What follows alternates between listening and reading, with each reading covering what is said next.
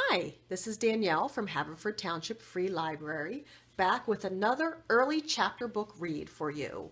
So this time I am reading the second edition of The Princess in Black. This is number 2, The Princess in Black and the Perfect Princess Party. This is by Shannon Hale and Dean Hale. The Princess in Black and the Perfect Princess Party.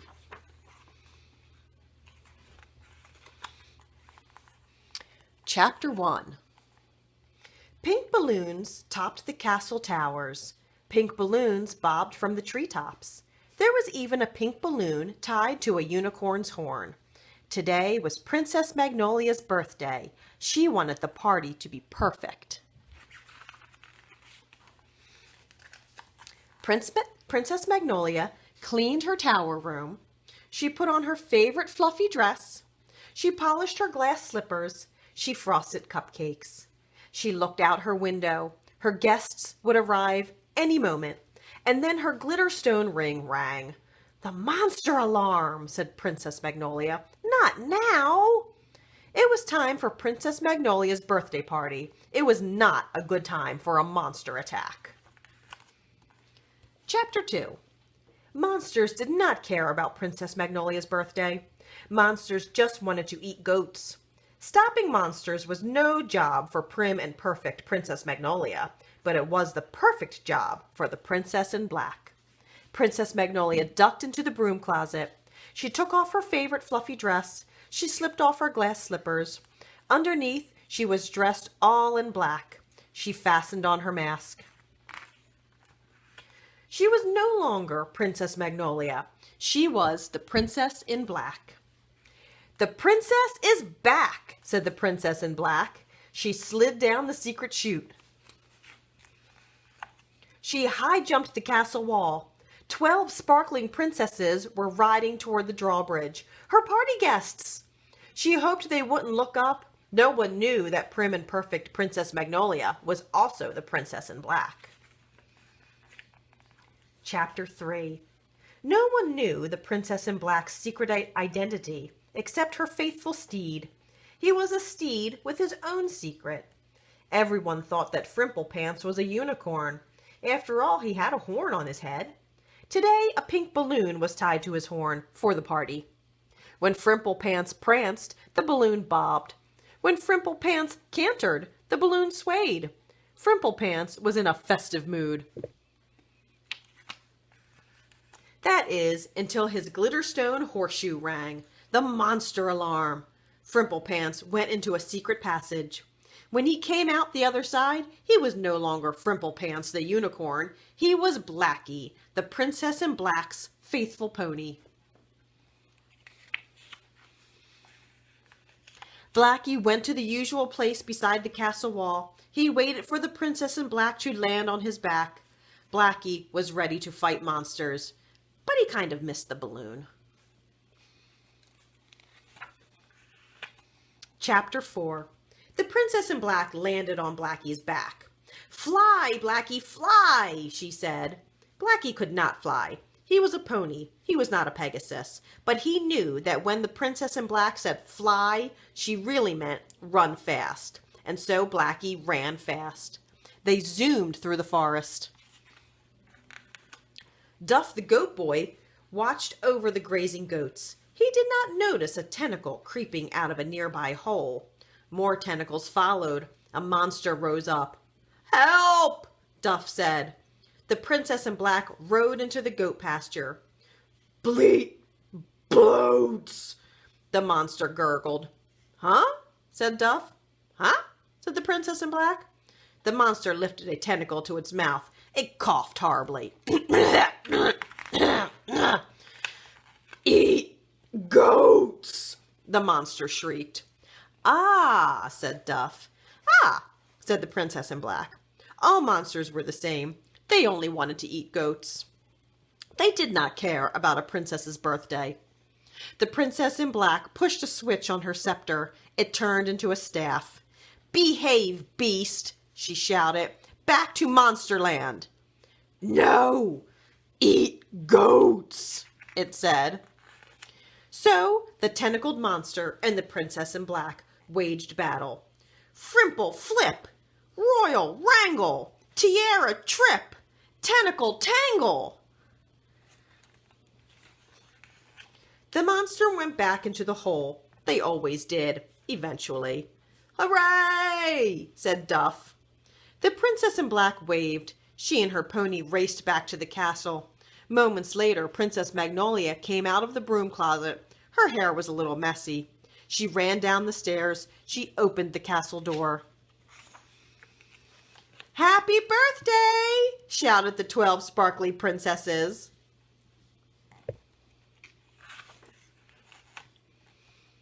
Chapter 5.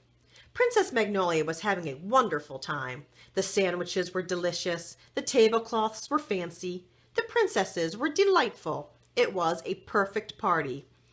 Open the presents, said Princess Snapdragon. Yes, do, said the other 11 princesses. Princess Magnolia clapped her hands. She could hardly wait. Oh, thank you, she said. Presents make a party particularly perfect. Just then her glitterstone ring rang. It was time to open presents. It was not a good time for a monster attack. What is that ringing noise? Asked Princess Snapdragon. It's an alarm, said Princess Magnolia. She couldn't tell them. It was the monster alarm. Then they might guess that she was the princess in black. No one knew she was the princess in black. Except Blackie, of course. The alarm means it's time for a game, said Princess Magnolia. Yay, said Princess Bluebell. What game should we play? How about hide and seek, said Princess Magnolia. Not it! Princess Tulip was it. She counted. The princesses sneaked away. Princess Honeysuckle hid under a table. Princess Crocus hid behind the bathroom door. Princess Magnolia hid in the broom closet. Chapter 6. Hide and seek made Princess Sneezewort nervous. She was not afraid of hiding. She was afraid of never being found. Princess Sneezewort blended in with the drapes. Princess Sneezewort blended in with the table lamps. Princess Sneezewort blended in with the rug. Princess Tulip walked by, but she did not notice Princess Sneezewort. Princess Sneezewort sighed. She was lonely. The rug wasn't very good company. She had seen Princess Magnolia hide in the broom closet. She would follow. At least then she wouldn't have to hide alone. Princess Sneezewort opened the closet. There was Princess Magnolia's fluffy dress. There were her glass slippers. But there was no Princess Magnolia. That's curious, said Princess Sneezewort. Where did she go? Chapter 7. The Princess in Black was back in the goat pasture. Normally, fighting monsters was a pleasant way to pass an afternoon, but today she wanted to open presents. Behave, beast, she said. No, eat goats, said the scaly monster. The Princess in Black sighed. Monsters could be so exasperating. When would they learn? She would not let them eat the goats. The Princess in Black and the scaly monster waged battle. Scepter spank, pasture dash, twinkle twinkle little smash.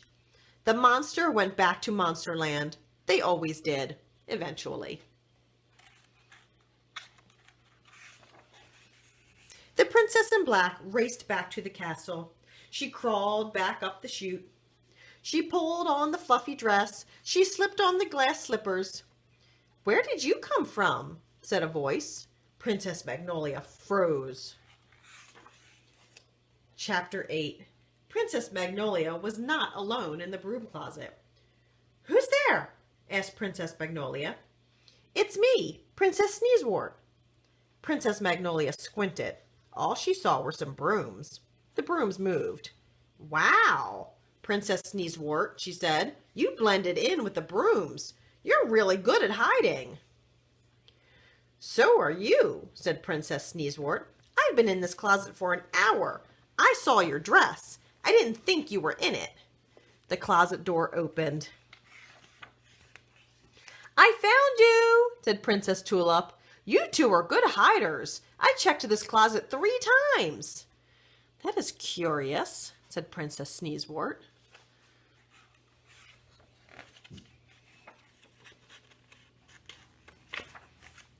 Chapter 9. Shall we do presents now? Asked Princess Molly. We really should, said Princess Euphoria. Presents make a party particularly perfect. Oh, goody, said Princess Magnolia. There was a ringing sound. What is that noise? Asked Princess Orchid. It's the alarm again, said Princess Magnolia. She sighed. It's time for the races. The princesses went outside. The princesses mounted their mounts. Ready, set, go. Princess Magnolia and her unicorn, Frimplepants, won the race first. Princess Sneezewort and her pig, Sir Hogswell, came in last.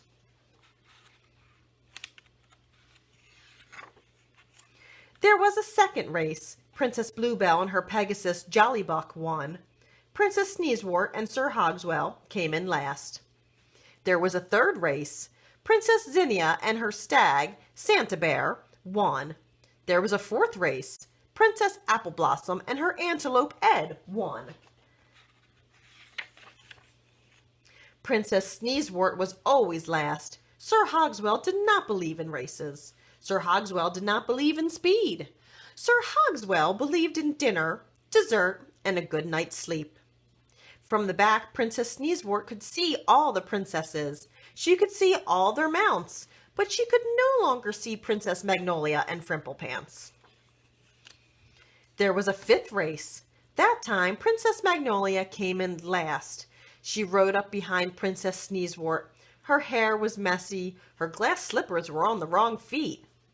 That is curious, said Princess Sneezewort. Chapter 10. Now is it time for presents? Asked Princess Apple Blossom. I hope so, said Princess Magnolia, because presents make a party.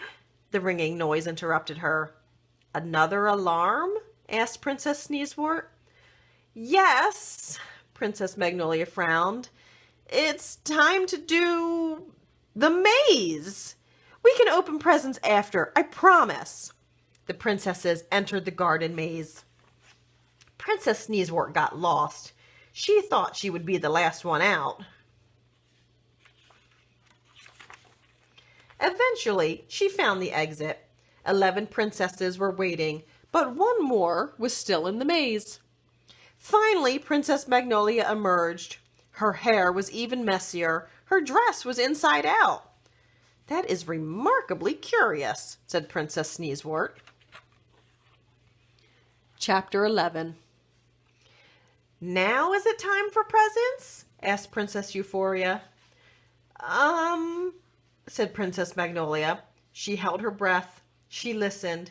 She looked at her ring. No ringing. Yes, she said. It really is time for presents.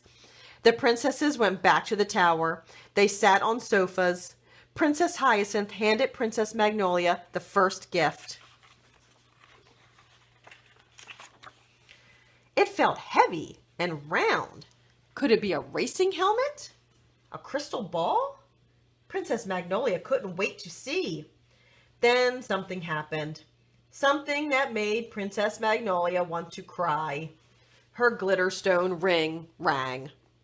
It was really time for presents. It was really bad time for a monster attack. Does that alarm mean it's time for presents? Asked Princess Honeysuckle. Princess Magnolia whimpered. Please stay here, she said. I'll be right back. I promise. Chapter 12. Princess Magnolia left her tower room. She sneaked into the broom closet again. She changed her clothes again. She went down the chute. She high-jumped the castle wall. Blackie was waiting. She landed on his back. They rode through the forest. They galloped into the goat pasture again. Yet another monster was terrorizing the goats. A pink monster this time. "Roar!" it said. "Eat goat." "No!" said the princess in black. "No eating goats! I don't want to fight any more monsters today. I have had it. It's my birthday, and it's time for presents. Do you hear me? I said it's time for presents." Chapter 13. The pink monster winced. Its ears rang. The princess in black yelled quite loudly. The pink monster was questioning its decision to leave Monsterland. Sure, Monsterland had no goats, but it also had no yelling princesses.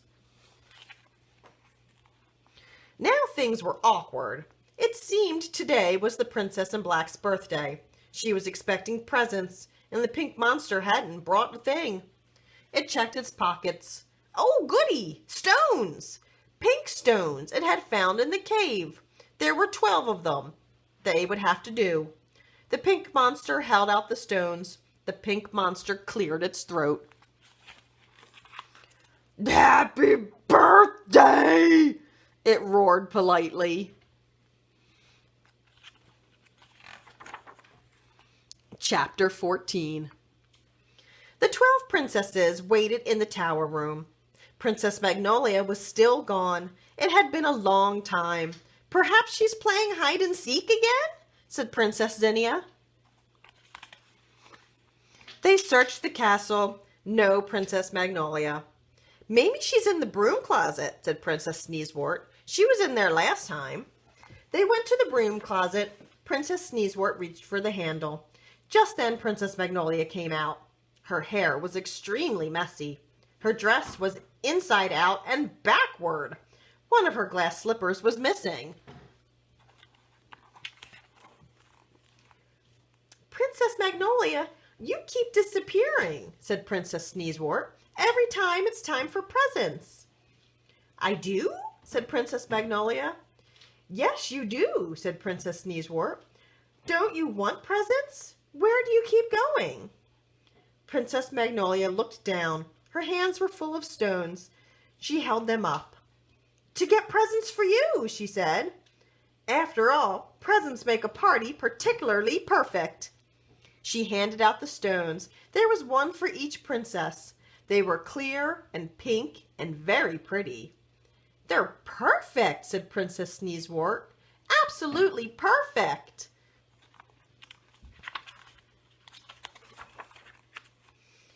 It all was. The company, the games, the gifts. It was the most perfect party Princess Magnolia had ever had.